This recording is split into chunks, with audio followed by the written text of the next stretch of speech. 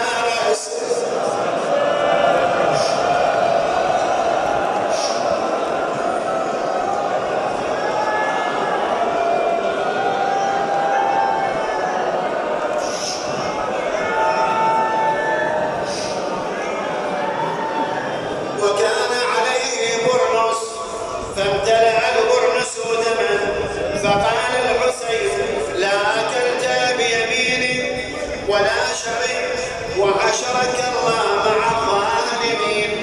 ثم ألقى البرنس واعتم على القنصوة.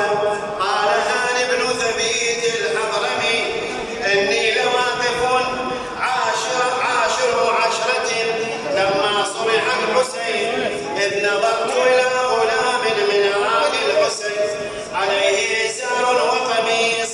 وفي أذنيه درتان وبيده عمود من تلك الأبنية وهو مذعور يلتفت يمينا وشمالا،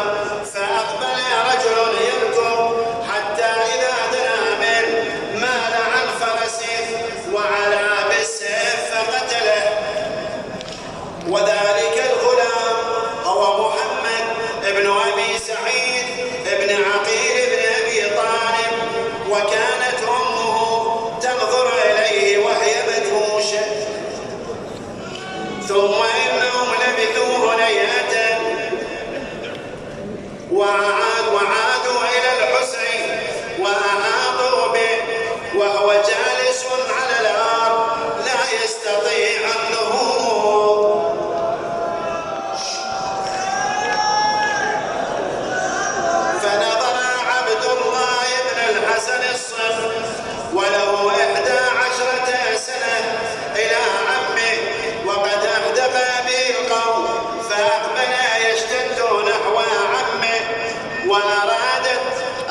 قيل حبسه فأفلت منها وجاء إلى عمه وأهوى بحر بن كعب بالسيف ليضرب الحسين عليه السلام فصاح الغلام يا ابن الخبيث أتضرب عمك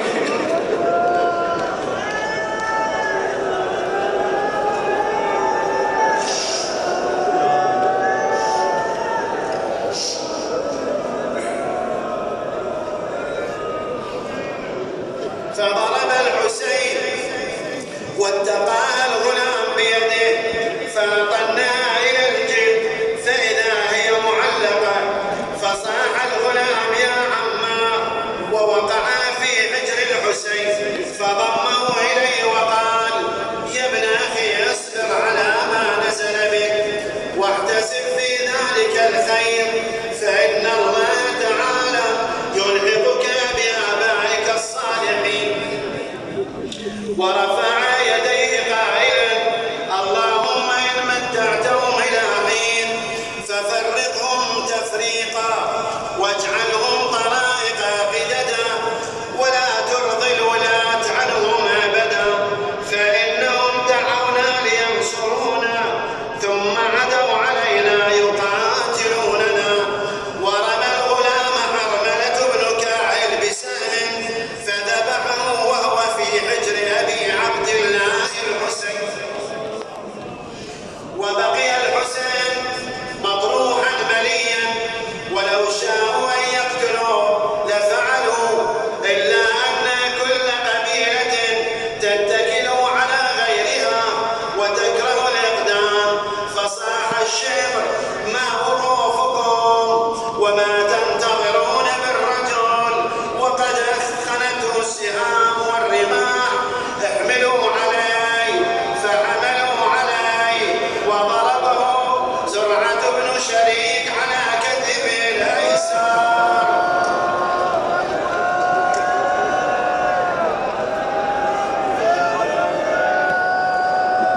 ورماه الحسين في حلقه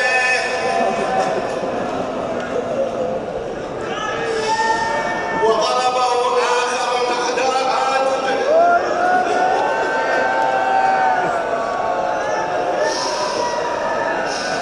وطعنه سنان بن أنس في ذرقوته ثم في بواني صدره ثم رماه بسهم في نحره وطعنه صالح بن وهب في جنبه. قال هلال بن نافع كنت واقفا نحو الحسين وهو يجود بنفسه فوالله ما رأيت قتيلا قط مغمقا بدمه أحسن منه وجها ولا أنوره ولقد شغلني نور وجهي عن الفكرة في قتله فاستسقى في هذا الحال ماء فأبوا أن يسقوا وقال له لعين لا تذوق الماء حتى ترد الحامية فتشرب من حميمها فقال أنا أرد الحامية وإنما أرد على جدي رسول الله وأسكن معه في دار في مقعد صدق عند مليك مقتدر وأشكو إليه ما ارتكبتم مني وما فعلتم بي فغضبوا بأجمعهم حتى كأن الله لم يجعل في قلب أحدهم من الرحمة شيئا. ثم قال روحي له الفداء صبرا على قضائك يا رب لا إله سواك يا غياث المستغيثين ما لي رب سواك ولا معبود غيرك صبرا على حكمك يا غياث من لا غياث له يا دائما لا نفاد له يا محيي الموتى يا قائما